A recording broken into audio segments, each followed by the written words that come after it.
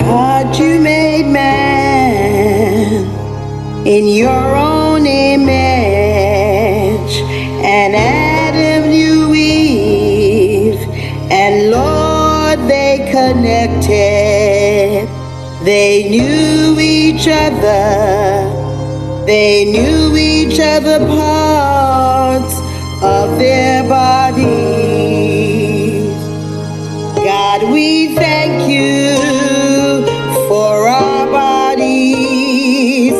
We thank you that we are sexual beings. We thank you that we are able to make love to the one that you have given us. Lord, as we explore each other, as we express our love for each other by touching the body parts that we are grateful for. And God, we thank you for the female breast. Thank you for the female vagina. Thank you for the erogenous zones. We thank you for the pulses on our bodies that allow us to have pleasure. We thank you, God, for our urethra. We thank you, God, for the clitoris, that we can have sensation to satisfy the man you put into our lives. We thank you for the ovaries. Thank you for the fallopian tubes. Thank you for the outer lips of the vagina, God. Thank you for the perineum. Thank you for these our bodies to have pleasure, Jesus. We thank you, Lord, for our eyes. Thank you for our lips. Thank you for our tongue that you gave us, Father. We thank you, Lord.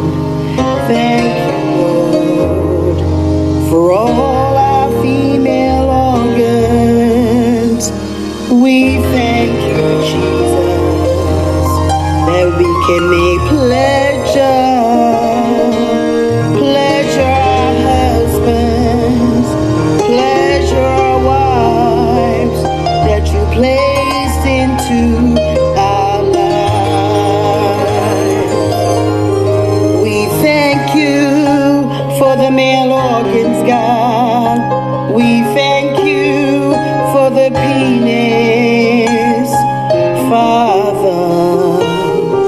We thank you, you allow a sensation. Thank you for an erection that he's able to pleasure his wife, Jesus. We thank you for the scrotum. Thank you for the vas deferens. Thank you for the prostate gland. Thank you for the embryo.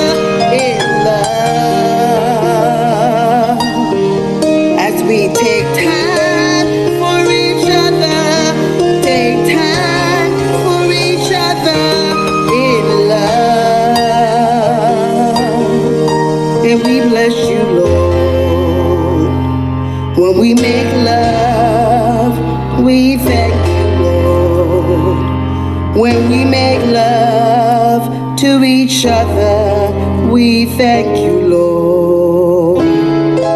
Just thank you for blessing our body parts, Jesus. Thank you.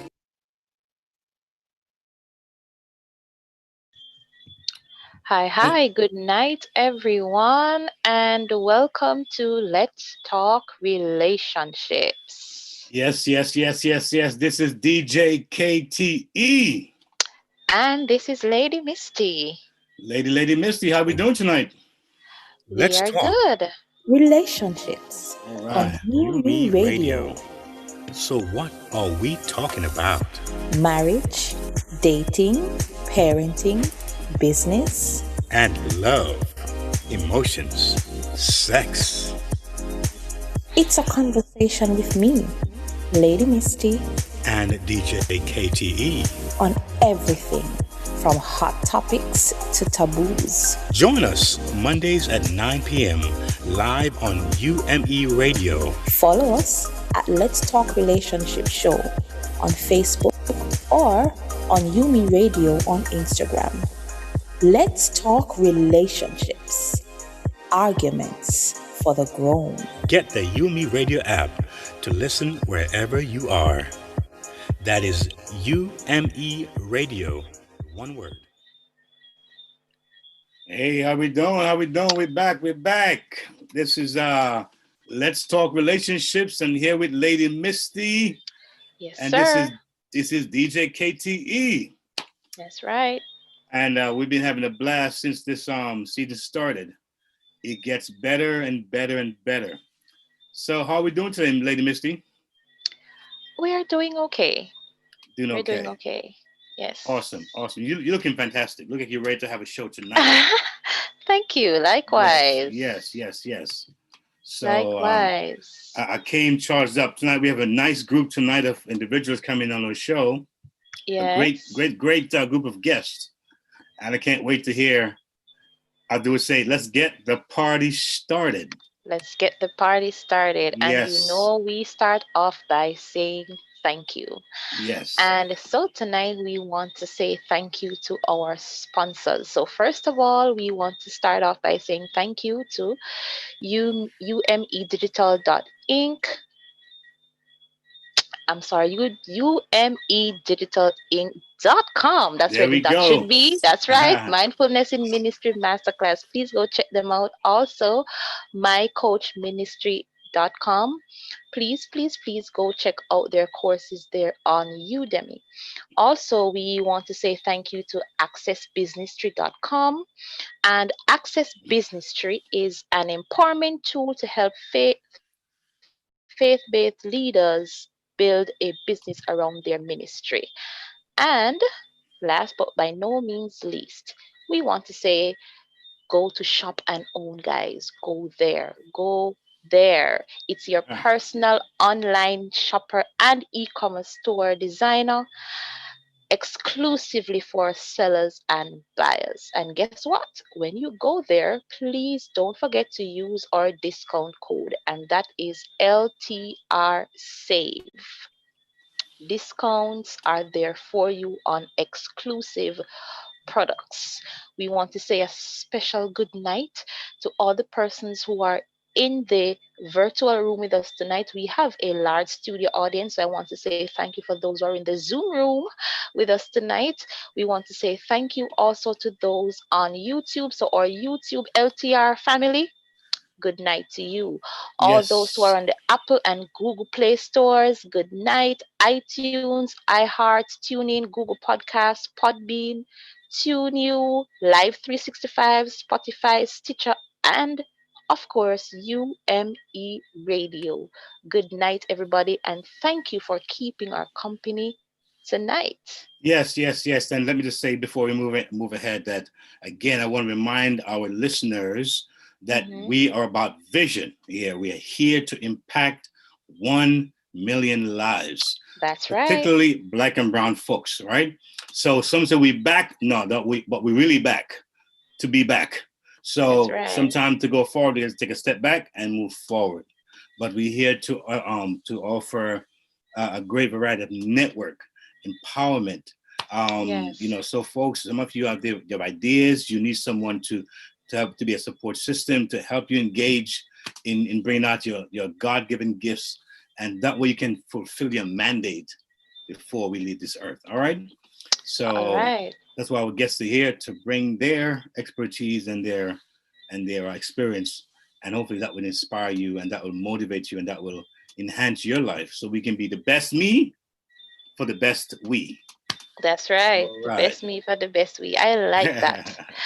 All right. So we are moving, we are charting ahead, and we're going straight into hot, hot, hot topics. Oh, hot, oh, hot.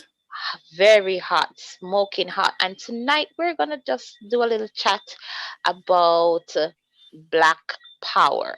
Mm-hmm.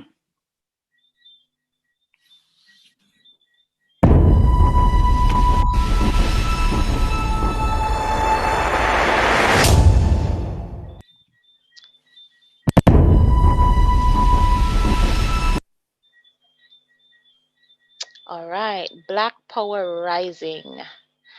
So let's jump right in. So we're going to be talking tonight about Dr. Umar Johnson. He is a doctor of clinical psychology, an activist, leader, and a professor. And he appeared on the Nick Cannon podcast, Mm-hmm. Cannon's Class. Here he shared his vision to establish a school for Black boys. He has reportedly purchased 4 buildings and is currently having works done on the buildings. Now, how does this move help the Black community?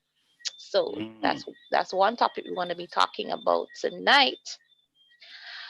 And we also have another Black man, another Black king, who is going to be doing some things for us. It says here Dr. Umar is currently working on building his new school, the Frederick Douglass and Marcus RBG International Leadership Academy for Boys. This is just an extension of what we're talking about.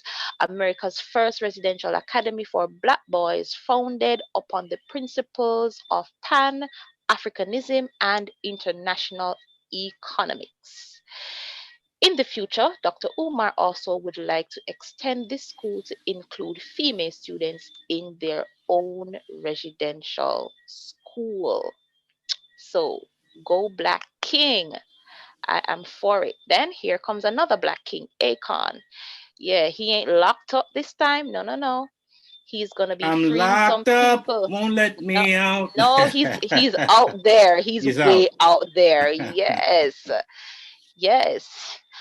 Uh, Akon, whose real name is Alion, I hope I pronounced that right, Alion Badara Thaim, first announced planned for the 2,000-acre city back in 2018, then dubbed Akon Crypto City after a uh, cryptocurrency he planned to launch. Now, Mm. this black home in the US treats them he says that he treats them unfairly in so many different ways that you can never imagine. He continues to say, and I quote, and they only go through it because they feel that there is no other way. If you're coming from America or Europe or somewhere else in the diaspora and you feel that you want to visit Africa, we want Senegal to be your first stop. All right now. Interesting stuff. It says rapper Akon signs a deal to create his own city in Senegal named Akon City. Yeah. Yeah. Big stuff, huh? Interesting, Big stuff. Big interesting stuff. stuff. Yes, Uh, yes. like empowerment. Yes, and so we continue with the contract with Black America. And this contract with Black America was designed to start the hard conversations. It was made to be perfected and debated. So Please add comments and suggestions so we can create a better contract with America that will help create a better and more perfect union. And that is from Ice Cube. Yeah, O'Shea Jackson. Mhm. And he is for the black contract. Reparations, huh? Yes, we know that uh, America is on the brink of an election right now. And so a contract of this nature and what it represents is of great importance. And we want to say, Coming soon this week. Excited about yeah, that. coming soon this week. Yeah. Yes. Now, on the hot topics, I want to say I really, really, really applaud all these black men Yes. for stepping up to the plate and Mhm. for making their voices heard. I'm particularly intrigued with Dr. Umar's plan to build a school for boys. Mhm. And I know education and boys don't really go in the same sentence. But Lady Misty, question here, right? Why is Yes. it that when black men seem to want to empower other black men and boys, Mhm. it becomes so controversial? Why is that so? I mean, it's one thing that we have the blacks by themselves have an issue among themselves, but there seems to be a overall, um, you know, overall issue when a black try to empower blacks, especially here in America, and that bothers me, really bothers me a lot, you know. But that's something that we want to talk about and as well. So it is really I think a we are. shame. I think over the years, we have been boxed into this way of thinking, and we have been conditioned in this thinking where we can't think outside the box Mm-hmm. where empowerment is concerned, and we tend to fight each other when there's power involved. I Yeah, think we look at empowerment in a wrong the way. wrong way, the wrong way. Yes. We It, it, look at it- it for grabbing of power and wanting to be seen and all of that. And we are not seeing it as empowerment, helping another man up, helping another brother strive. And I think we have been conditioned to think that way so that yes, we don't progress.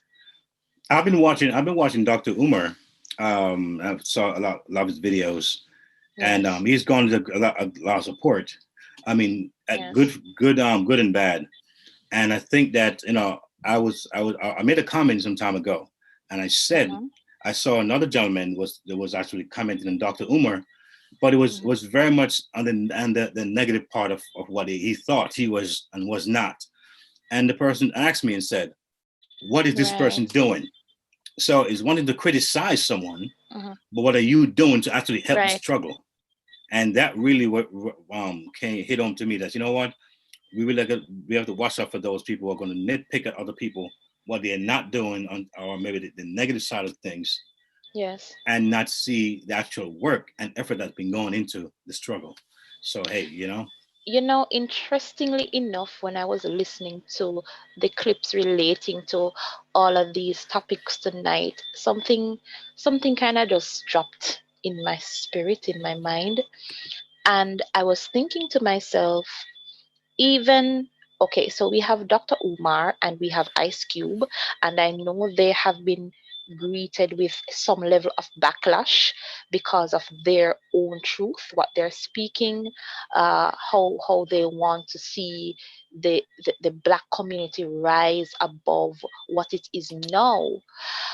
And Akon, being a black man himself, you really don't hear much fight. Can I I think put I it know that why. way? I think I know why. Because it's not Hmm. in the country.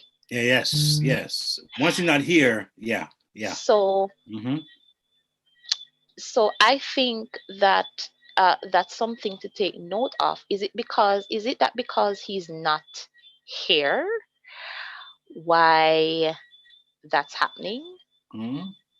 or is it something else? For those who don't know, there was a Black Wall Street, many years ago that was literally Wow. burned down and torn down. So, as Mm-hmm. Dr. Umar was saying, is that we know that we take a lot of blame as Black people, as Black men, and he talked about even in his dialogue about how the Black man needs to take responsibility for her Black women and really start loving on her and really start understanding what he needs to do to bring her up. Yes. But he talked about the fact that a lot of systems that were created, they were in place Yes. already. But we still got to find a way to get Right. around those things, by Yes. understanding who we are and create economic wealth and economic empowerment. Mm-hmm. And like I said, a big part of what we are trying to do here at UME Radio, UME Digital, is to empower individuals here and abroad. But as you mentioned about Akon and you mentioned about Dr. Umar and Ice Cube, you're looking at when you're in America, it seems it's like a really strong effort in not allowing to be empowered. Mm. It's like everything to keep you back. Once she's away, far away, we can that's not here. And I think that someone said that if you empower the Black from worldwide, like the Chinese, although they're there, when the Chinese are here, they have the effect of the Chinese. The Indians, when they're here, the Koreans, when the people are here, they feel the effect of it, even though the folks are not in Korean. They're here. But the Blacks who are here, we're so divided that we should be able to call in Africa and all the Black areas, and it should be as if we are still one. And that's where we fall short, that disconnect, where we have no base, we have no worldwide support to say, listen, that's my Black folk there, my Black brother, my Black sister, we got to take care of them, we got to look out for them. So that's what we need to get that connection going as a Black Yeah. people. All right. Just by way of announcement, guys, I want to say tune into You and Me Radio this coming Saturday for Weekends with Marsha J and Jesse. Oh J and yeah, this is gonna J. be. Oh my, I'm excited about Yes. this right here. This is gonna be a really great show, man. Yes. So I'm gonna be, I would be enjoying this one here. if you have the time, yeah, wake up early. We're all on this. We're both on the same time too now. So No excuse. no excuse. So 8 a.m. Grab your coffee and tune in to Weekends with Marsha J and Jesse. Oh yeah. True celebration. Yeah, we gonna have a celebration. Hi, this is Dale Brown from Dale Brown and Truth, and you're listening to You Me Radio. Positive entertainment 24/7. Let's give God some praise this evening. True celebration. Yeah, we gonna have a celebration. Hi, this is today. Dale Brown from Dale Brown and Truth, and you're listening to You Me Radio. Positive entertainment 24/7. Let's give God some praise this evening.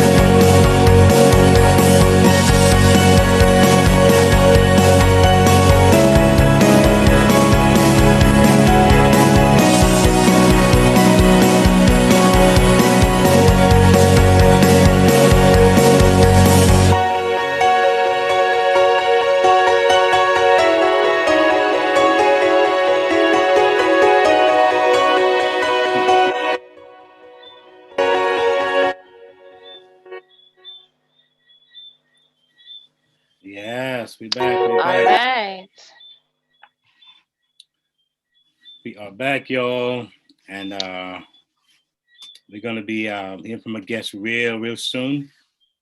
And this is gonna be, I think, a great segment. I think it's a segue from what we had last week, and just like a part two, if you want to call it that.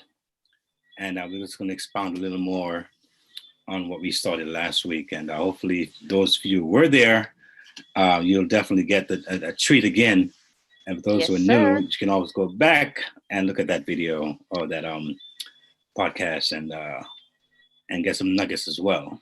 That's right. So last week we were looking at dealing with sexual tension while being married or in the confines of marriage. And this week we're going to be talking about coping or dealing with sexual tension while unmarried.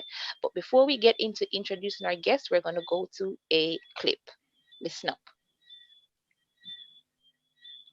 We've gotten closer as I've gone through life experiences, not only my sex drive, but the things that impact my sex drive has drastically changed. And that's what happens with a lot of women. I've been in that boat of men who have had somewhat of a cultivated ignorance based on our sexual experience before marriage. This is one of the drawbacks to having sex before marriage, by the way. Not even being religious. This is strictly practical because we set the tone for relationship sex with the kind of sex we was having whenever we were single, which was meaningless sex. Meaningless being just strictly physical, just a release. I'm horny, you horny, I'm attracted to you. So boom, we about to get it on. You know, in your singleness as men, we can have meaningless sex for our entire life, no matter what our relationship status is, and we're fulfilled. However, women are different. Women can start off having meaningless sex after a couple of drinks or a couple of dances or a couple of weeks of dating, conversation, and that's cool. But then whenever they get close to you, there are different things that impact them, like the security that they feel, the safety that they feel, life experiences, of course, you know, how trustworthy you are, how affirming you are. Not saying things like, you know, you basically pressured me to marry you. Those types of things matter. So a woman needs, in a serious relationship, she needs about 90% of meaningful sex, which is more like an exclamation mark to all of her emotional needs already being met, instead of the entire communication of sexual desire and passion. Like, this is more of an exclamation mark, icing on the cake after the fact. And by the way, it's much better than meaningless sex, fellas out there. But a lot of women need that more in a real relationship, and sometimes they don't have the correct words to articulate it or something like that. And this is where I feel like this is a solution right here. This is why I feel like guys will really benefit from listening to understand, instead of just listening to debate, listening to ridicule and play little jokes because you're pissed off that, you know what, she was cool with one type of sex in the dating phase, and I've only had one type of sex my whole life, but here she is with different needs and evolution of her needs and things that are affecting her outside of us that affect her sex drive and her ability to give me her. First off, you got to get rid of your entitlement, man. You got to get rid of your entitlement and understand.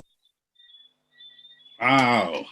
Wow, I'm Yeah. just I'm just Brother was over here going in. wanting Brother to was do going in there. cartwheels. Mhm. Yes. All right. Before I go into introducing the guests, though, just remember, if you want to share your comments or you want to ask your questions, remember, those on YouTube, those in the Zoom room tonight, you are free to ask your questions. We'll get to them as quickly as we can. Also, please don't forget to text us, WhatsApp us at 201 503 6731. That's 201 503 6731. So let me go straight into tonight's guests. Now, the guests tonight are practically family. All right. We can call them family now. Yes. Yes. Our All right. new brothers and sisters in the Our house. new brothers and sisters in the house. That's it. And first up, we have Dr. Ramisia McGee. She's an educator and philanthropist. We have Reverend Dr. Carla Dunbar, marriage, family, and sex therapist, minister, marriage officer, JP, author, speaker, and creator of the Grow Your Marriage Academy. All right. We also have in the room back with us this week Reverend Wayne Vernon. And Reverend Vernon is a pastor and lecturer at West Toronto Church of God. And you can visit anything concerning his church on YouTube, on Facebook, iTunes, Google Play. Tune in for worship services and noonday meditation. meditation. Sounds fantastic. Yes. All right. Good night, everyone. How are we doing tonight? Doing great. Awesome. Awesome. Glad to have you back. I tell you, I'm getting ready for an Doing exciting time. great. Uh-huh. Awesome. Oh, Awesome. yes. Yes, because last night you really got this place on fire, man. You turned up last week. You really had us going, Yes, man. he You had us. did. I tell you, you were like a flowing river, just flowing down the hill. Yeah, Wouldn't well, stop. we expect to have a great time this evening again. Awesome. Yes. Awesome. Yeah, Dr. Awesome. McGee in the house. I believe I see her. Make sure my mic open. Hi. Good afternoon. Hey, Good here we evening. go. Hi. Ooh, I love your hair. Oh my God. Good Oh, night. thank Yes. you. And also what's on your hair too. We love that as well. Child, I don't know what's gonna happen tomorrow. I got to get myself together. This is part of my self-care plan. Oh, that's it. No, I like that. I like that. If you don't do it, I'm gonna do it for you, right? And we have Dr. Carla Dunbar in the house. Hi, good night. How are you guys? Yes, Good awesome. night, Dr. Good to see Dunbar. you, How are Doctor. you? Nice to have you again. I'm blessed. Thank So you last for having me. week, so last week we had this topic here, and we talked about the issue of sexual tension, and we're sexual beings, and I tell you, the pastor really was very right on with a lot of what he was saying, and he really brought a lot of experience in here. But this week, Pastor, I want to kind of pick it up from where we had last week, because last week the context was more from marriage context. Now we're looking at more for single context, and I'm sure all of us who are married or maybe dating now were once single, and I'm sure there were different tension. So just shed some light on that from last week, being a married person to a single person. Maybe you can use some of your own life experience as well, and bring us into this segment here. All right. Good evening, everyone. It's good to see all of you, but it is good to see Dr. Carla Dunbar again after quite a number of years, maybe. So many years, right? Oh, yeah. Okay. Good meet. Yes, but it's a delight to be with you again and to talk on this very important topic, and to be able to not just talk with each other, but to be able to, by the grace of God, pour into other people's lives. Christians have got to be pragmatic. We can't just be up in the sky all the time. We want to be pragmatic, because living out the Christian life is not the easiest of things.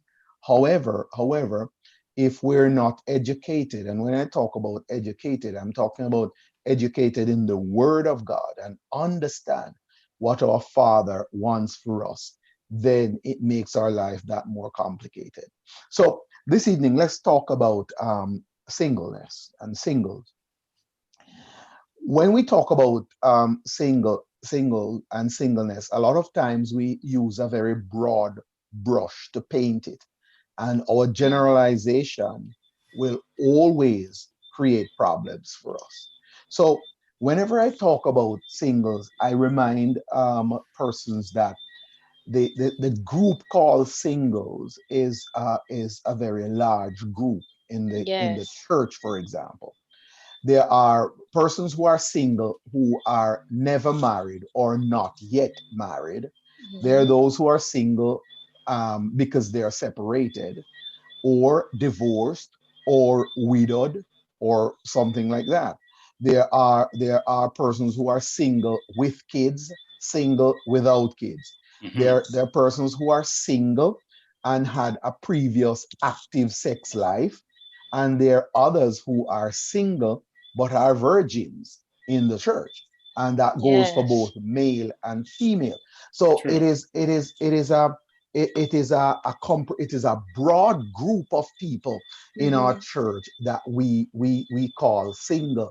and we just speak of them as single without recognizing that there are a lot of different nuances to this group that we call single. So as we talk tonight, we're going to be talking about this very large group of people Yes. in the church and the challenges that they do have as we serve together in the body of Christ and try to live out our Christian commitment in the context of the church, but in the context of a single life. So I would want us to, in my mind, I want us to make sure we consider the broad perspective together. All Sounds right. good. Sounds good. I want to ask a question. So, Dr. Dunbar, you are a sex therapist, so you have quite a bit of knowledge and experience dealing with this broad group that Reverend Vernon just spoke about. Is the dynamic uh, of sexual tension, does it vary uh, from person to person, group to group, virgins versus singles versus divorcees versus all of that? Does it vary, or it's just tension? It's just pent up tension. That in itself is a dynamic, Mm. because that, even though we're all human beings and we are created with our God-given sexuality and desires and urges, and like David Yes. declares in Psalm 139, 13, 14, that we are fearfully and wonderfully made, and the work of the Lord in us is marvelous. So that kind of gives us a sexual theology to understand that God is the one who created us with the desires and the erogenous zones, the areas that are considered to be problematic on our body, the areas that gives us the rises for the desires, etc. All of us have those basic drives, urges, the desires, right? However, I think depending on one's maturity, and let me not use chronological age, because chronological age doesn't always speak to maturity, Right. right? It depends on a person's level of maturity and what they are focused on. They will experience more challenges than others, right? So that really depends on the level of maturity. But all of us are created with the basic drives, the basic yearnings, the basic desires, the erogenous zone. So we ought to. One of my very good colleague, Reverend Dr. Clinton Chisholm, he made a quote that I utilize most times, that I refer to. He says, if you have never had a strong desire for sex, you're either too young, too old, mentally ill, or too light. And I I love concur, that. Yes. right? And I concur, because all of us from time to time have those urges and desires to the extent to which the desires bothers us, is to the extent to which sometimes our level of maturity and being able to treat with and deal with and what we are focusing on. Right. And all of the groups that Wayne just mentioned just now, all of the singles group, I found it was so ironic. I'm happy that you're focusing on singles. Actually, when I opened the door of the gym last week, was the first course, which is now ongoing, is the MRI, which is a marriage readiness intelligence course. And persons are asking me, so why you open a Royal Marriage Academy and you're not teaching married persons first? I'm like, because there are many persons who are going to make some similar mistakes as those persons who are already married. So let me start with them first, so that they don't become a statistic. You understand? Because that's what I'm trying to do, to help them not to become a statistic, the single person who don't yet Yes. know if they want to be married. They are not informed properly, about the rigors of marriage, etc. And they should know.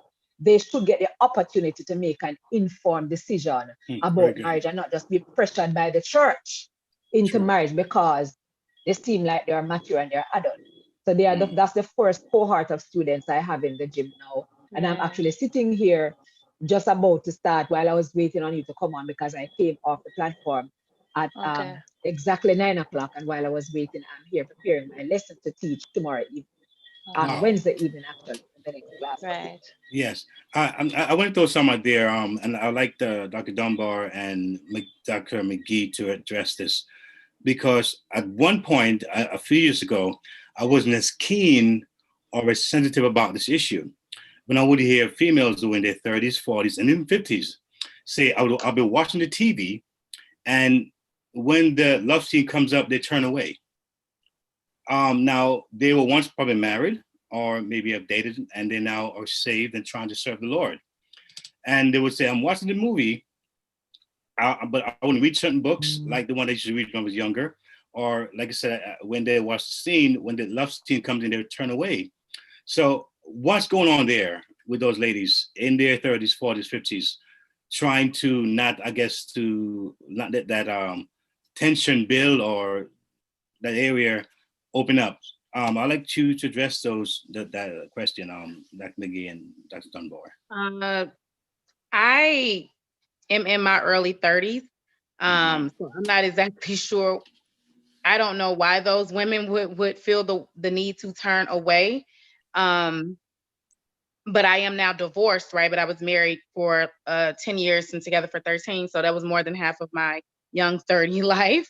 But I don't understand why they will feel the need to turn away. I think Dr. Carla said it about being mature, right? And understanding that you are a human.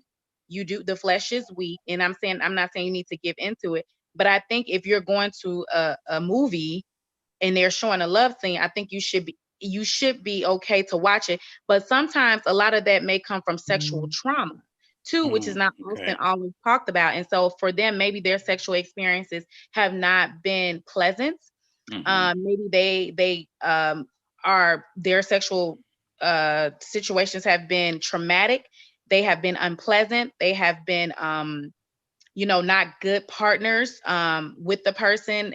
It could be a mix of things. So that's maybe why they maybe feel that they are turned off. Or a lot of it could be that their heart is so broken and they're not healed yet. A lot of times when you are with someone married in a committed relationship, and you are being intimate with that person, and that intimacy has stopped on all levels, and your heart is still attached to that, then maybe it's hard to watch. It's hard to take in. It's hard to digest. Because we have to remember that everything that we're consuming, we're not only consuming it on a face value level, we're consuming it on a spiritual level, we're consuming it on an emotional level, we're consuming it on a psychological level. And so anytime that you're consuming anything, it has to be processed and digested appropriately. And maybe for their own safety, this is not something that they're willing to do, and they were not prepared for that. But that doesn't, and I think that's just not only for women. I think that can also be for men too. Because women are much more vocal about it, because it's acceptable for women, but men maybe not so much. Because I never heard a man say turn away, but I definitely hear what you're saying, Doctor. Dr. Dunbar, you want to address that as well? I believe that a lot of the times, and not just these women, but let me just say church in inverted commas, we were not educated. There's a Puritan view of sex. We have treated sex with a kind of Augustinian approach. It's a necessary evil. You have the urge, you have the desire, but it's not really a good thing. And so because we have not been taught, we are kind of uncomfortable. The church is now growing into it, but we were very silent on the matter of sex or reproduction, sexual intercourse. So we weren't sure. A lot of persons were not sure what is the place of sex. Can sex and the church coexist? Can sex and Jesus Christ coexist? Very so true. They are very uncomfortable. And because of the discomfort, I remember when I came to national attention in Jamaica in 2004, and I've been going across the island speaking. And I remember speaking in a particular church in Spanish Town, Jamaica, one evening, while I was completing a 6th week for them. And an elderly lady, she said that she was 72 years old at the time. She said she had been in the church longer than she had been married, and she had been married for over 42 years. Wow. She had never heard the word sex being spoken about from the pulpit of the church.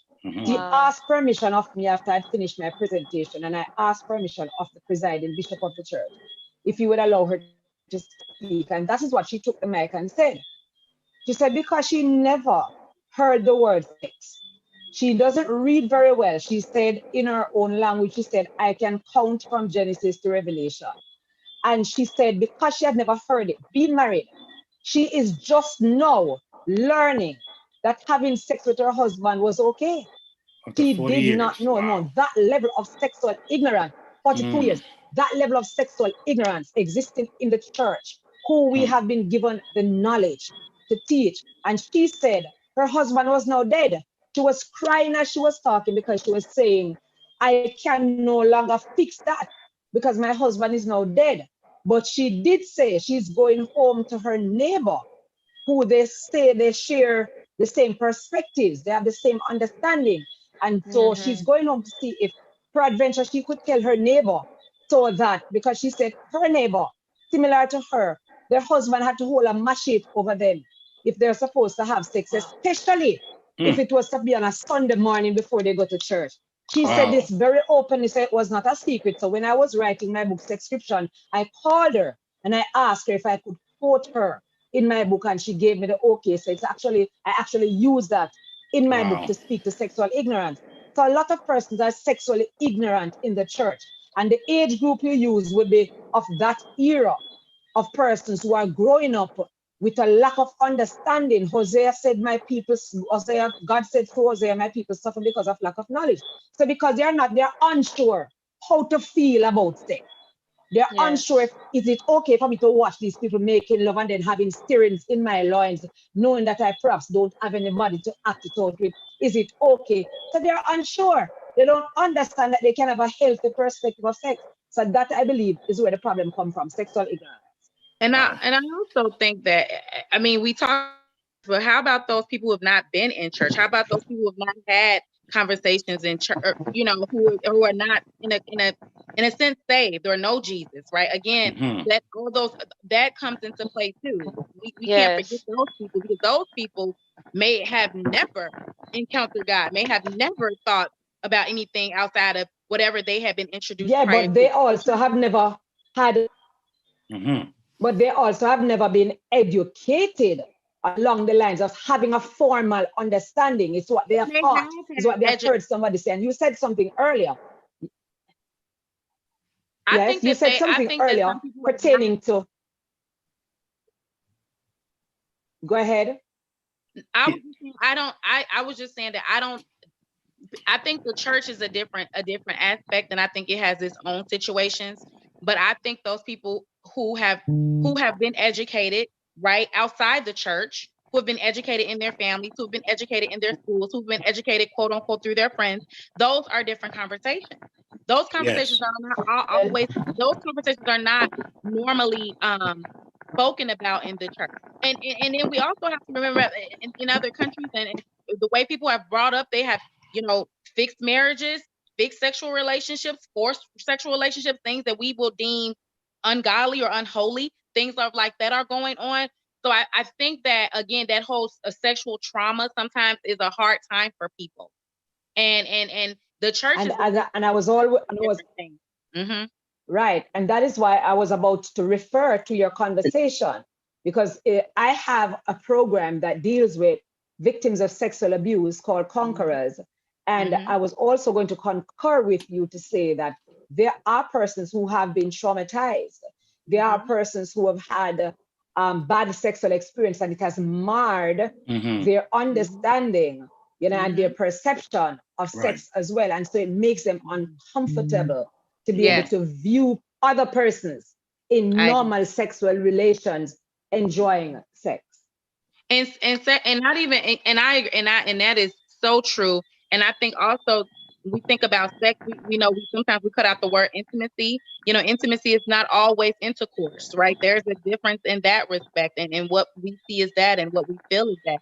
some people, I am not a fan of PDA. I just think that it's ridiculous. I think I don't mind maybe holding hands or a little peck, but I've seen people like tonguing it down outside, and I'm like, you're wrong. Like, I know you love him, he love you, boo. I get that in my hate, but I am not a PDA person. I don't mind a little hold a hand, a little peck, but I think doing all the extra for me, I'm like, I'm uncomfortable. Because I think some things should just be behind closed doors. But I also know that that's kind of the way I was raised too. Yeah. That was my upbringing, my parents. You know what I mean? But my mother was PDA all the time. I think, and my dad was fine with that. Maybe that's why I'm grossed out by it, because I saw my parents do all the time. I have a question. I have a question. Yeah, I have a question I want to throw out there. And I want Pastor Vernon to address this too. I think it's a very interesting question. Now, you know, as this show, you know, we do come from a Christian perspective. You know, it's not really saying you can't think when you think outside of church or whatever it is, but we come from a certain perspective that we want to share as well, that we feel may be the healthiest, the best, and hopefully can affect your life in a positive way. However, Pastor, I grew up in church, and I always hear that we can sin in our thoughts. We can sin. We can murder our brothers by our words or mouth, and so a lot of what we can do, as far as sin, can be in an inner mental thing, all right, heart, so to speak. So we know that marriage is supposed to be the place where sex is supposed to be secured, and it's supposed to be holy, and it's supposed to be matrimonial, and it's supposed to be the right thing to do. And it's now not a sin anymore. However, if you're getting married, Pastor, and you're dating or maybe engaged, and your thoughts are on this lady or the ladies on this man, and you think about, boom, that day's gonna come, honeymoon time. I'm gonna throw down hard, and you're thinking about the different moves and all the styles and whatever you're thinking about sexually. Is that considered a sin? Now you're with this person, you're not married yet. There's no commitment for life, and the ring hasn't been given yet. Are those thoughts okay, Pastor, or how do you feel about those things? So just before I got married, I got into major trouble with my fiance, because I expressed to her that I've been thinking about being with you, spending time with you, being intimate, being romantic with you, etc., etc.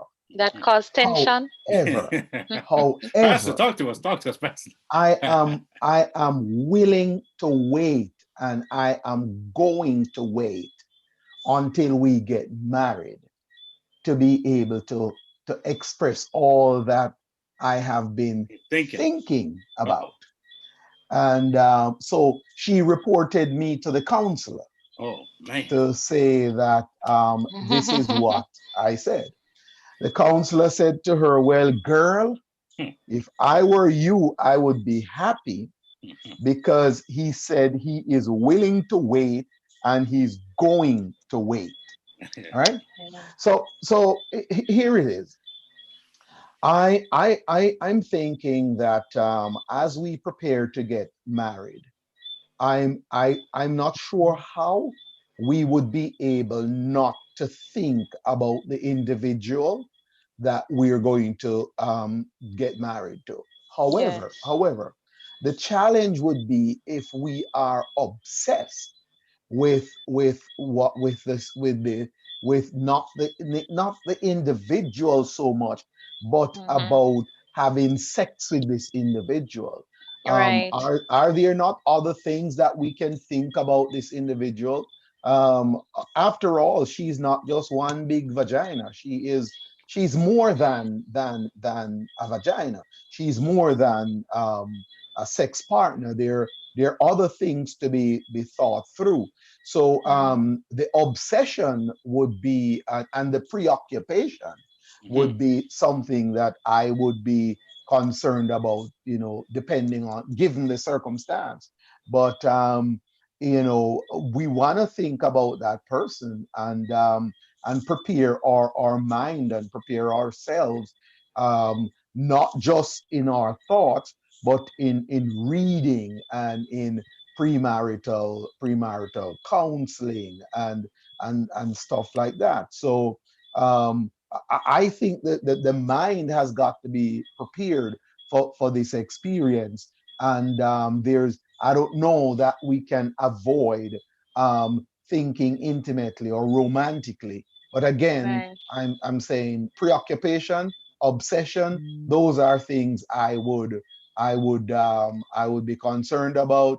Um, and if it spills over into, masturbation and, telephone sex, or, those kinds Right. of things, that's where I would become concerned. All Thank right, you. Rev. I have a couple questions here. I want to go into the viewers' questions right now and see how well we can address them. So, first question. So, I'm single and at home doing my normal routine, and my body starts feeling horny. I shower, I read my Bible, I watch a movie, still horny. I don't feel comfortable masturbating. What do I do? And you said you're asking me? Y- I'm I'm asking Anyone all can jump in. three All of of you. So anyone Okay, okay, wants to okay. grab at it? Yeah, I hesitated because I wasn't sure. I'm sorry. Yes. So uh, so the viewers' questions are targeted at all three of you. Okay. So you may gladly jump ahead. All right. I have a few more, but that's the first one. Okay. Um, sexual desires are human, and after a certain age of the human lifespan, we do have sexual urges. And it doesn't matter whether you're married or you're not married, you do have Mm. sexual urges. The thing with Yes. the married persons is that we have an outlet, and Yes. where that is concerned. Someone who is struggling in this regard, in my mind, I think that person does need a conversation with Okay. someone who is able to help them. Maybe a sit down with the sex therapist, Mm. would be very helpful, Okay. because of the inordinate struggle that person has, not just with the urges, but also a struggle with masturbation, because that there are two things that came up. mhm, So a conversation with a sex therapist or a counselor to help to give some perspectives on how one could approach those intense moments mhm, of desires, when it feels almost impossible, difficult to walk away, because the usual stuff doesn't work. The cold shower doesn't work. Admittedly, there are persons who I have counseled with through things like these, who have said to me, a shower probably for them sometimes is probably more of a trigger than a deterrent. So it would seem to me that this doesn't need a band-aid. It really needs a conversation. And I again, I say, maybe the therapists, the two therapists who are here, may be able to have that conversation and walk a person through how they could approach the situation. Okay. Dr. Dunbar, I have a question for you. This question was directed for you. And this is from a woman. I would suspect. I get myself a dildo and I use it, but I feel guilty all the time, and it makes me feel like it's because I'm not lovable. Why I use a dildo? mm. That person marrying, by the way, because using a dildo for me, from my perspective as a Christian, um, is something that is a toy that I believe married couples should share. I know single persons do it, but that doesn't make it right, right? And so I don't know what background is she coming from that would Right. take psychoanalysis for me in terms of understanding what Okay. background to her is coming from, if she's married, if she's not married. Because I have married persons who come to me who purchase toys, who use toys with between themselves consensually, between themselves, not individually to please themselves, that kind of a thing. So I would need to know that, because if she's single, if she's not a Christian, if she's just listening and this is something that she's doing and she feels guilty about it, then something is informing her conscience that what she's doing is Yes. wrong. So I would need to know what that Right. is. Okay. Here's another one. As a single dad, I found it so difficult to deal with sexual tensions. I bought my teenage daughter a dildo because I think she may be going through this too. Wow. Wow. Well, he's trying to be helpful with that, huh? Wow. I'm gonna He's defer trying to to be you, Dr. helpful. Dunbar. Dr. McGee, go ahead. Dr. McGee, go What ahead.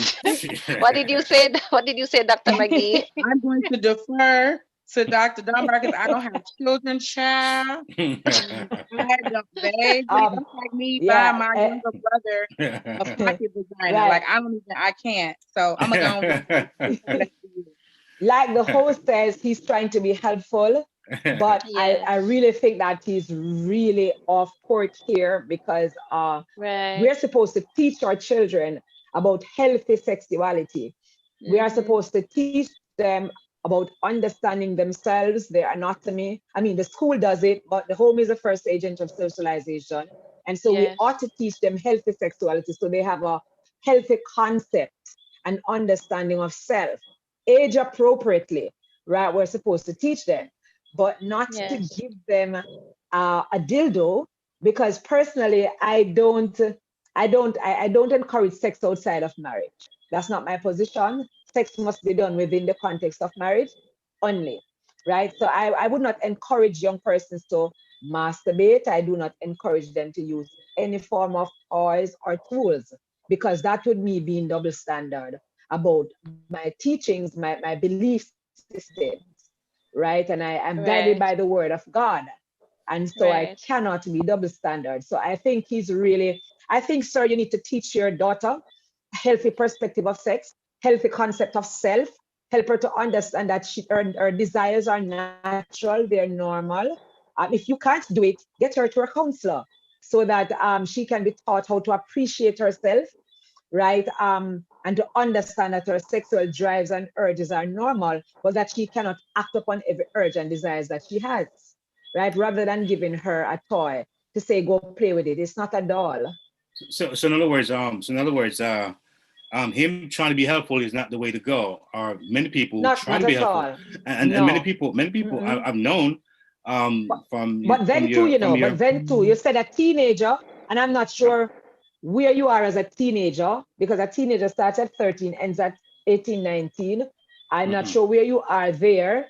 And I Yes. know that even in Jamaica here, the government has given 16-year-olds permission Mm-hmm. to be able to have sex. I differ with them and Mhm. I disagree with them, because if at Mm-hmm. 16, tomorrow is an election in your country, and I'm sure that none of the 16-year-olds can vote. So I think Mm. if you are not at the age to choose who governs your country, if you can't at 16 make those kind of decisions, then you are not at 16 and those ages ready to Great point. make Great point. a decision where sex is concerned. You understand? Right. Because sex comes with a lot of challenges. I am not concerned so much about sexually transmitted diseases. I am more Mm-hmm. concerned with sexually transmitted anxiety and depression and all of those things. Yes. Those Yes. things are Yeah. transmitted sexually too. You understand? Mm. Right. So I And think if we I might really need say, a healthy perspective of sex. Yes, Yes. Wayne. and if I might say, Carla, that it is also dangerous for the teenager. A girl Yes, it is. who is comfortable and is accustomed to satisfying herself, who knows That the where husband not all going to be her able to please buttons you. are, Exactly. which man is going to be able to please her? That's my Because point. she knows Which is where all her why, buttons are, you know. exactly, which is why I do not facilitate. I was just last week, I saw them showing an archive back in Jamaica of me on Religious Hard Talk from about 2005 with Ian Boyne and Dr. Sidney McGill. And we were disagreeing because he was saying he uses masturbation to teach teenagers and single persons about themselves. And I'm like, why do I need to use masturbation to teach them that? I don't need to teach them. I don't need to use that. And so we disagreed because I believe that masturbation opens the door for a lot of things. And just like Wayne said just now, if you are able to please yourself, when you do get in a relationship, your partner will not be able to please you. And that you'll be robbing your partner at that time of bringing you real sexual joy and pleasure. And that's not God's intention. So I would not go the way of a fool. That is the way of being unwise. And so, Daddy, I think you should, and if you don't know what to do, which is clear, you don't know what to do, I believe that you should get help from somebody who knows what to do. Myself, as a counselor, I have international clients, right? I do counseling with persons online overseas in different parts of the world. Or you have a counselor here, Mrs. McGee, right? Yes. Miss McGee, right? I'm not a counselor in that respect. My Oh, degree you're not a is counselor. Okay. Well, that's no, my area. but I no. My degree is in education. Nonetheless, okay. Nonetheless, I agree with all of that. I second all of that. I also want to say that maybe he is uncomfortable because he is a male and he does not know how to approach his female. That's my point. That's why I'm saying he needs to get a counselor. He needs to get an auntie. He needs to get a somebody. he needs to Somebody. get a woman in front of her, a woman who is experienced and maybe both pleasuring herself and not and married and whatever. He needs to get those women in front of her because I know that sometimes it is uncomfortable. It can be uncomfortable for men to talk to their daughters about things like that. I remember when I was getting married and my dad gave me these 5 things about staying married. And when I tell you, he started talking about sex and I was like, listen, I am totally uncomfortable with this. And my dad told me, he said, listen, I know you uncomfortable. I'm uncomfortable too, but I want you to stay married for a long time. And I'm telling you from a male perspective. But I was grown, I was 23 and my mother and father were both there. But I had never talked to my dad about sex prior to that. Not ever. But my mother sat me down a long time ago and told me, if you are feeling a certain way, this is what you need to do. If this happens, this is what you need to do. So when I decided to say, you know what, I want to go there with a young man, I was 20 years old, 19, 20, something like that. I called my mother and I had a conversation with my mother. And my mother was very comfortable. And the first thing she said was, well, I thought you was going to wait till marriage. I said, well, I kind of really like him. And he might be the one, kind of thing. And when I get home, I need you to take me to get birth control. And my mother was like, I got you. What else you need? So sometimes, and I've never heard of someone saying, let me get you a sex toy in your teenage years. I think. That's very different. Oh boy. I think it's counterproductive.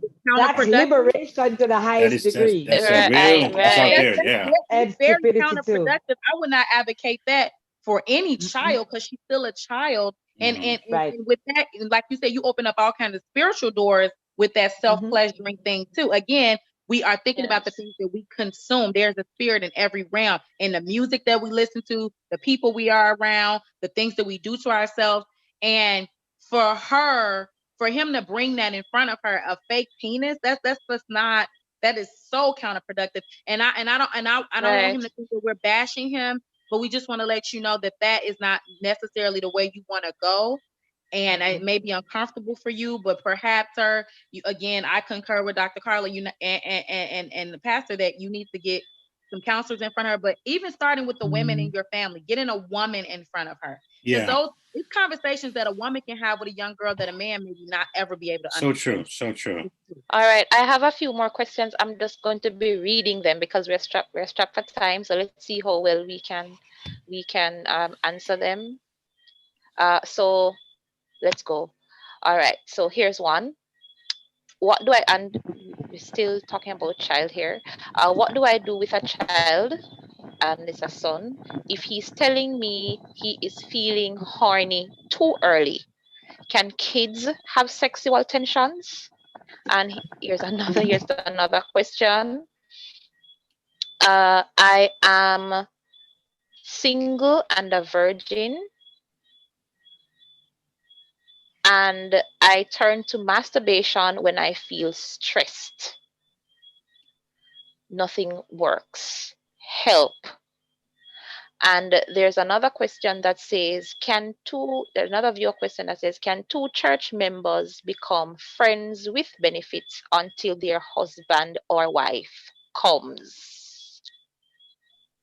Oh, this is They seven know that liberation they here, can't huh? be doing that. They know now they know good well they can't be no friends with benefits. Just say you want to do the person and the person just happen to go to your church. Keep it real. Keep it real with yourself. Don't be bringing the church up in that. Don't be doing that. Just say you want to take that person down because you giving into flesh. We have all fell victim to it. But don't say, can you become big? Because you know that you can't. You know that that's wrong. You know that's inappropriate. Right. You know that's not proper. If you want to just be with the person sexually, then just say, I'm feeling the person and I want to be with them sexually. Don't be bringing the church in there. All right. There was a song some years ago that said, until I get used to losing you, let me keep on using you until I keep Yes, on. Dwayne, I know the song. Yeah. When after this guy uses this girl and sex her out to nothing, then he moves on to find. To me, what needs to happen is that he needs to find a woman, pray to God and find a woman, and allow this woman to find a man, because he keeps using her until she is sexed out, and then he moves on to the next virgin that he can find, and a man can find a woman easily. A woman, it's more difficult for a woman. Whenever man sees her with this guy, she's not going to get a guy during this period when she is hanging out with someone else. Everybody thinks that, okay, she has someone. When he finds his true lover, after he's tired of making love with her, finds his true lover, she's going to be left out in the cold. No, hold on to your thing, my girl. Don't let go. The point is, the point Don't is, ring no thing. no, the point is, the boundaries of sex is the boundaries of marriage. That's really where it is, and we cannot be double standard. We are not double That's standard, right. and That's is right. what it is. The boundaries of sex is the boundaries of marriage, and sex is to be had with somebody to whom you are 100% committed. And that is usually measured by the state of the law of the land, by the state of the law of the land here. I know it's marriage. And so I'm saying, because of the many ills that comes with sex, sex is not just the joining of two bodies. It's two bodies, souls, and spirit. Correct. And so we need to be careful about acting upon feeling. Feeling is a fluctuating emotion. We can all feel like we want to jump off a bridge, or we want to bungee jump, or we want to do whatever. You cannot just act upon a feeling because you feel like doing it. And the truth is, that young lady needs to understand herself and know her own values. Because listen, the only place that people test things before they actually get it is at a car mart. And you're not a car. You understand? So you need to understand that. Wow. And you're not a dumping ground either. So just No. all that releasing that he doing in you Exactly. and all that kind of stuff, that is you have become a dumping ground. And so all those spirits and all that stuff he going through, next thing you know, you're gonna be acting crazy and running crazy and feeling all type of because that is not sex has a spiritual side. How would you Sex has a spiritual side. How would you negotiate this? You have two people living together for years, and shacking up, I would say, and one gets saved. In this case, the lady gets saved. Now, how does she now negotiate sex? Now you've been saved. This your man, this your woman. 10 years, 15 years. One gets saved. How do you now navigate that? Just Oh, because what Wait, we you should suggest? answer that question. right, just because you've been shacking up with somebody for 10 or however many years, that don't mean that that's your soulmate or that's your husband or that's your wife. Sometimes they just in there for a season. So if you feel like they're not on the same playing field with you and you are not equally yoked with that person, then it's time for you to move forward. And I know there are a lot of emotions and stuff that be tied in that, and I get that. But you may love that person, but you have to love yourself more. Self-preservation is first on the list. That is just what it is. And if you, and the negotiation is off the table, hey, this is where I'm headed with my spirituality. This is what I'm thinking. And if that person is not willing to, and they don't, and no, and I'm gonna tell you right now, don't let them do it for you. Let them do it for themselves. Because Yeah. anything they do for somebody else is not gonna last anyway. So you need to do Based it for on yourself. the question that DJ just asked a while ago, there's a follow-up to say that he's the breadwinner, he loves me, and I want to be compassionate with him. How do we handle it without him feeling rushed or us breaking up? I know sometimes the church does have a kind of say into people breaking up because of that kind of space. And we can talk about this because we are on the other side, but it's hard to be in a relationship and just easily just break 10, it 15 away. years. Yeah, There's a it is harder than we just talk about it. So how does The this person humanity. navigate through that? Yes, Pastor. right. So it is a I we can address it from a pastoral perspective, right? I have had to journey with many people with various circumstances. I've journeyed with two people who got baptized in a church I pastored, and Carla knows that church in Old Harbor. Um, Right. Two people got baptized, and they came to me and they said, Pastor, we lived together for years. We have a house together, children together. We want to get married, but there was some problem with some documentation, and they couldn't get married. What do we do? Another young lady comes. She Mm. becomes a believer. She gets baptized. She comes and she says, Pastor, I live with a man that's not my husband. We've built a Interesting. life Mm. together. But I was married years ago. I was deserted by my husband. We've been trying for years to find him, cannot find him. I called them in both and talked with the man. And the man said, Pastor, I'm ready to marry her last year, but we need to sort this divorce thing out. And so on and so forth. I supported that young lady in church and walked alongside with her and myself and another elder. That's She said great. to me, Pastor, I would have my devotion at night and I would pray and I would say, God, please, when him come home tonight, don't make him want nothing, because I don't want to do this thing. I can't live with it. Do you know that she called me and said, Pastor, you won't believe what happened. I got a call, the weirdest call, and it is the man who I was married to. He called me after 10 years of not hearing from him. And we have sorted it out, and he's willing to sign the documentation, whatever needed to happen, which I don't know all the details. And it happened, and she was able to get married. Sometimes we have to journey with people, Yes, I like that. especially Wow. in some context, because people have had kids together, built a family together. And from a pastoral perspective, it's easy to say to the woman, leave the man and God will take care of you. But then when she comes after church to say, okay, Pastor, I've decided to leave the man. So where Where am do I I go? sleeping tonight? Where am I And then sleeping I said tonight? to her, Exactly. I can't help you, darling. I don't No know way. where you're Oh sleeping boy. tonight. From Wow. a pastoral perspective, we sometimes have to journey with people, and sometimes it takes a loving church that will express grace and Yeah. Yes. understand challenges, Yes. just as we walk along with people who have drug problems, Yes. people who have Yes. other issues, that we have to journey with them and exercise Yes. grace. Sometimes we have to, we're not saying we're condoning with anything, but we have to journey, walk Right. alongside some people who have Be very realistic. awkward Yes. situations. Great. That's Yeah. All a right, powerful I have answer, to break Pastor. you Yes. right here. Just a minute, DJ KTE, just a minute. Yes, we Yes. want to integrate our life moment guest right in this space. So we have a married couple here All joining right. the table tonight. We have the stairs. Uh, good night if they're here.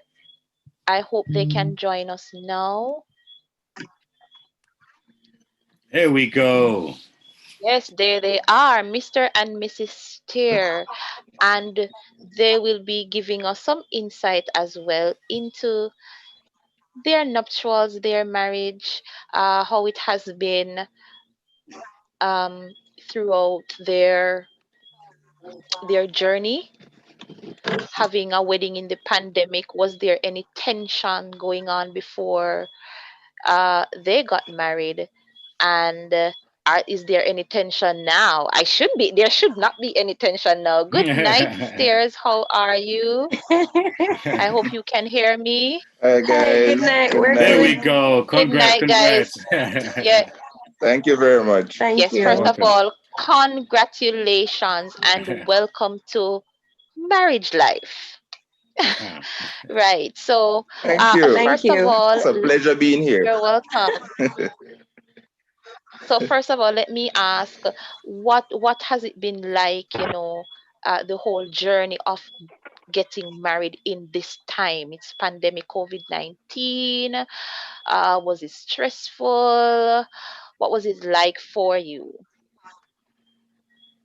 Well, Well, it was a bittersweet situation. Uh, Mm-hmm. this period, we were faced with two challenges: the normal Mm-hmm.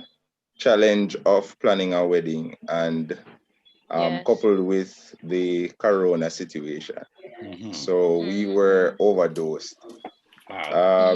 I Mm-hmm. believe that if we were not meant to, we would have broken up oh yeah. before we came down to the Wow. last few weeks, because Yes. there, as I heard you mention tension. I don't know if you Yes. recognize the expression on our faces. We went through it. We Wow. went through it. But one of the best things that I can say is that we Mm-hmm. had people in our corner. We had a lot of That's prayer good. warriors. Supports. Got you. We had Mm. person just, and we had a great support system, Awesome. and Great. that really helped us. All Wow. right. So, tonight we are talking about sexual tension. So, this is a question I'm going to ask you now. So, did you both have to deal with that kind of tension in your relationship? You're both in church, you're both Christians. Did that tension Overwhelm increase you? Hmm. as the wedding drew closer? Did it bring you closer? Did you pull you apart a little bit? What was that like as being two single people before In the coming together? in the heat of COVID. In the heat of Yeah. COVID-19. We all shut in Oh, together, can't go out, we the we kind of thing. certainly had issues. Oh, well, we certainly had issues with regards to the whole, in the midst of planning. Hmm. And one of the things that got us frustrated most of the time was that we had to go over our guest list about 3 times. Wow. And yeah, Planning. and Looks our like they plannings changed and there. all of that. So Sound like that they was one changed. of the It sound like they yes, changed it we there, we yeah. actually initially planned for the 11th of July, and then with the lockdown and the whole lockdown with the traveling and all of that, my mother-in-law was overseas, Hmm. and she had issues getting flights, and so that All was of that. somewhat of a issue. With Hmm. regards to sexual tensions, there is some amount of excitement with regards Hallelujah. to looking Hallelujah. forward Glory. looking forward to that Watch time it now. when you've been keeping yourself, you've been waiting, and the Lord finally bless you with this person that you Yes, have been sir. praying for so long. I see the And smile. then Mhm. the COVID just come in and lengthen everything. So there have been tensions, but we have had some coping mechanisms that we most time utilize. That's Even, you know, we sometimes we take a breather, we just go out and hang out. We have nice. different ways in which we chill with each other. So Nice. sometimes we go out for dinner, and you know, we sometimes we just take some time to breathe, because even in the midst of planning, Yeah. sometimes you don't get to focus on each other. Mm. So Right. we had our little time when we had to slow down a bit Mhm. and, you know, call back each other, Yeah. really. So Right. Awesome. there So were there was a tensions, but we conversation. managed well. Yes, we did. Awesome. There was, and Oh, the thing Okay. about it is that we have been friends for years, so we have a great understanding of each other. Okay. if I may add, for years, as she mentioned that we have known each other for years, we have been very close for years. Um, one of the things is we both agreed, not just the other day, not just since we started courting, from a long, long time, that you know we would not, certain boundaries we would not cross, and Okay. that carried right through until we got married. That's beautiful. So you know, I mean, our faith in God, our devotion to His Word was a Right. big help, because anyone who knows me, I can't go to my bed if my conscience is not clear. So, you know, that is something that we definitely told ourselves. And I'm not going to go around the corner. There were times when, yes, the excitement was there. We are planning. This is our wedding. We are looking, we are planning to come together. I mean, the excitement was there. Sometimes we look at each other and we had to just remind each other, hey, it's just a few. We were saying to each other, just 3 months, just 2 The months, countdown began. just Counting 1 the days. month, Counting the days, you know, huh? just 2 weeks. It's coming Right. down. So, you know, along with that, we really had to make sure that we stuck to prayer, because we Yeah. had to Yes. stay close to God and His Word to help us to go through. Yes. We're not sure how much of the Well, I do want to say, I want to say that's very good. I want to say that is so good. Uh, there are couples who were planning and are planning around the world and have not gone through with it, and it is commendable. So we want to congratulate you for yes, we do. taking the Yes, we do. time out and going Yes. through. I know it's not going Yes. to be easy.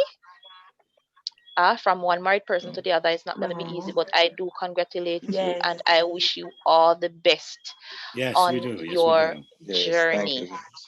Wish you all Awesome. the Thank you best so on your much. And we journey. thank you for coming. We thank you for being here with us. We really do. Yes.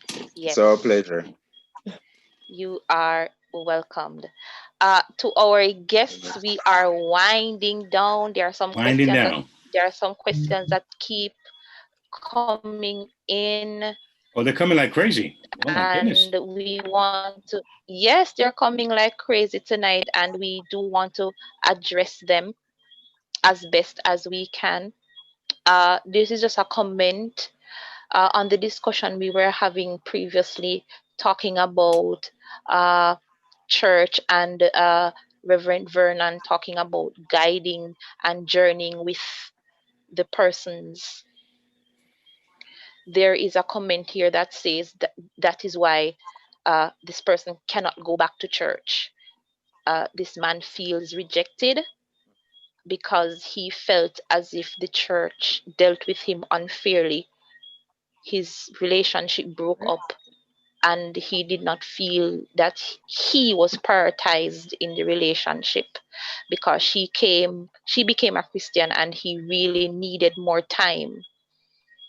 So that's one of the drawbacks of not going through that guidance and that That's journey. something Yeah. that happened. It happens. Yes. It happens because most of the times it is the females. Most of the time it is the females who accept the Lord and attend church, because our gospel is very effeminate. That appeals a lot of the times mostly to the females, and Mm. they are the ones who go. But just like Wayne says, we have to, he that winneth soul is wise, and so we we have to understand that we cannot go the route of breaking up. The church is God's bride, right? It's Christ's bride. Right. Family and marriage is so important to God. How it is that the very entity that God has put in place to keep people together pulls people apart without even Put people thinking. apart. There are dynamics that we need to Yes. understand. And,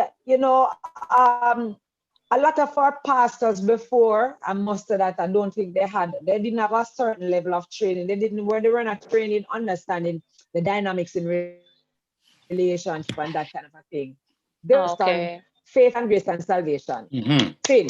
That's it. So I'm not really going to, I'm not going to buffet them because of that, because I think that is where they were at to do some of the things. But Okay. when we have it happening still in these times, when information is available, when greater light has been shed, when our understanding has been enlightened, then it is really, really sad when we have that kind of a thing happening in this day and age. And so we really need to have a reconciliation forum, I believe, where the church can also acknowledge its error, because we are not infallible. We are not Jesus Christ. We are representing him. And we err, on the side of caution a lot of the times. But we need to be able to acknowledge that. My position is, when a female comes to my church, or a male, whatever, and they accept the Lord, I adopt the partner. That's what I do. I just adopt the partner wherever they are. I adopt them. And I make greater friends with them, in terms of, I make them the friend of the church. I adopt them. I use them to tell me, how is so-and-so doing at home. I journey with them. Like Wayne says, I adopt them. I don't allow them to feel left out. And I never usually, if I know that a couple lives together, a woman lives with a man, and she comes and she accepts the Lord, gets saved, I never baptize her without first talking to the gentleman.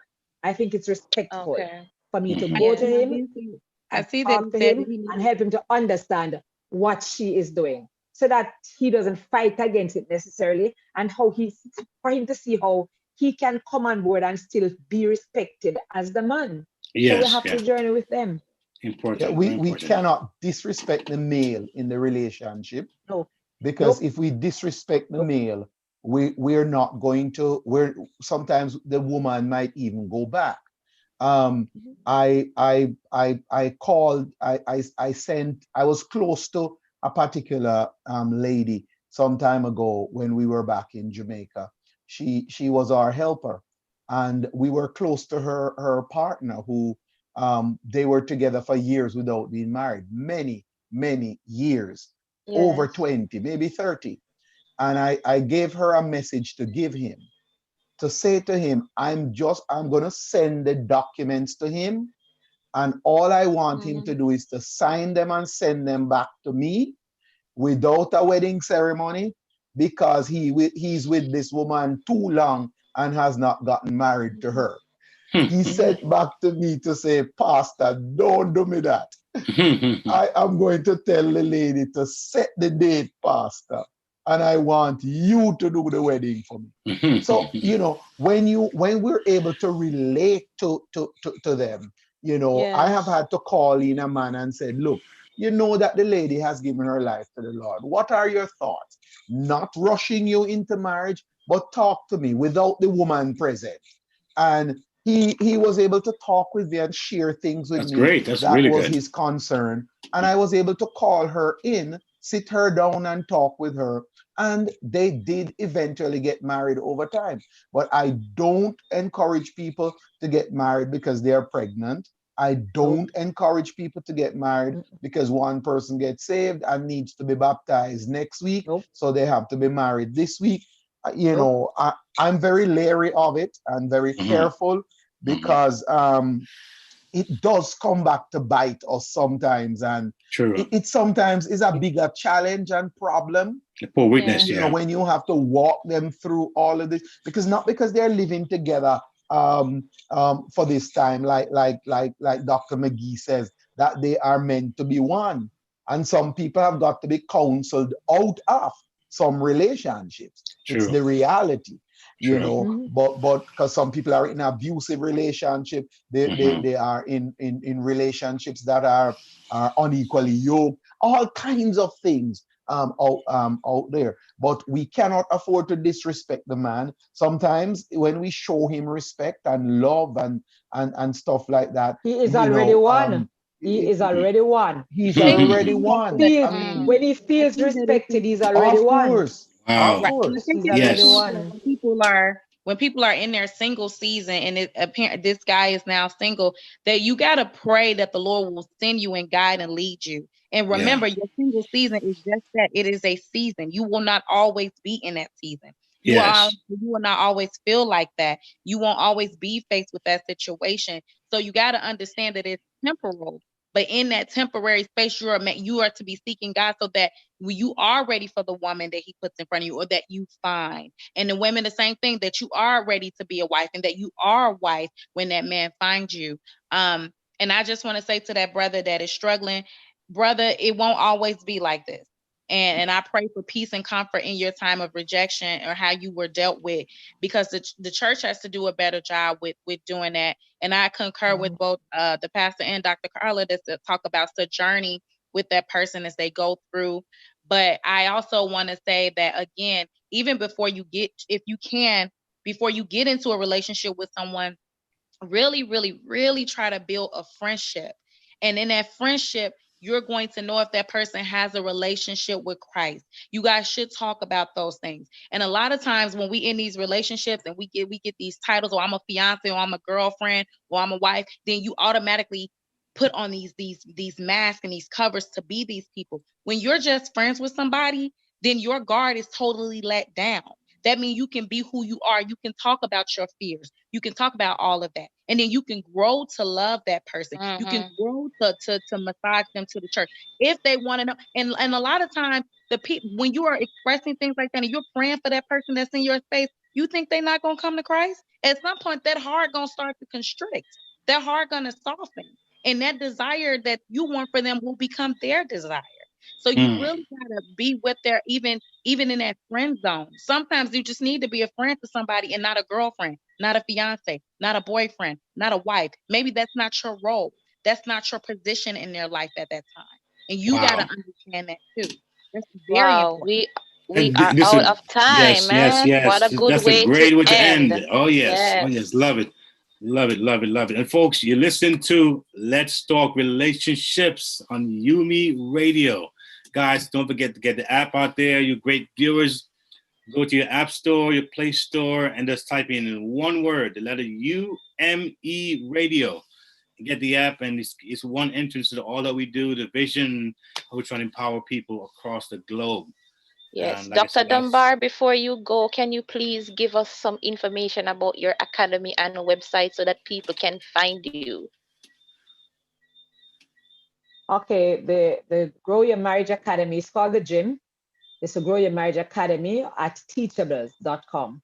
That's where they go to Okay. find it, at teachables.com, Grow Your Marriage Academy at teachables.com. Currently, I am teaching a 6-week course called the MRI. It's a Marriage Readiness Intelligence. It's just what Dr. McGee has been talking about for persons to understand themselves before making an uninformed decision to be married, because they feel pressured because their hormones are raging. People need to make informed decisions. So we're currently doing that, but we have other courses like the marriage maintenance, sexual proficiency, understanding how to talk to your husband, listen, etc. So different courses that are meant to enhance marriages, help courting couples, help dating couples to just make better decisions and to treat each other differently. So it's the Grow Your Marriage Academy at teachables.com. If you come to my Facebook page or my YouTube page, it's Carla Right. Dunbar Ministries. That's all it is, Carla Dunbar Ministries, Facebook and YouTube, Carla Dunbar Ministries, and you can get information on that.